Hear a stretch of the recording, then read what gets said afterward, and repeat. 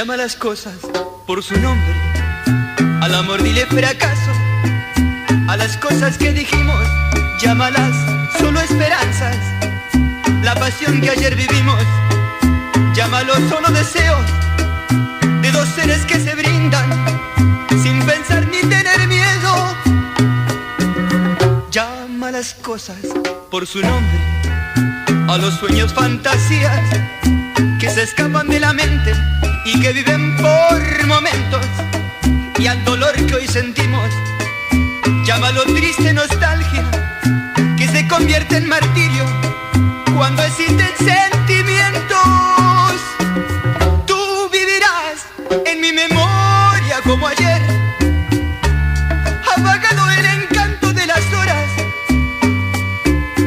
Y en esas noches solitarias, mis manos que te llamarán y tu piel que no responderá. Tú vivirás en mi memoria como ayer, dormidos ya mis labios sin tus besos. Y en cada triste melodía, mi voz que te acompañará, mi voz que te acompañará.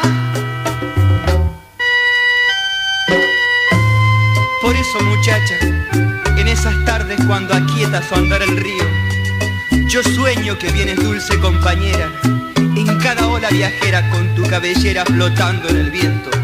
Y aunque te necesito, no puedo tenerte. Tú vivirás en mi memoria como ayer, apagado el encanto de las horas. Y en esas noches solitarias, mis manos que te llamarán y tu piel que no responderá. Tú vivirás en mi memoria como ayer, dormidos ya mis labios sin tus besos. Y en cada triste melodía, mi voz que te acompañará, mi voz que te acompañará. Llama las cosas por su nombre.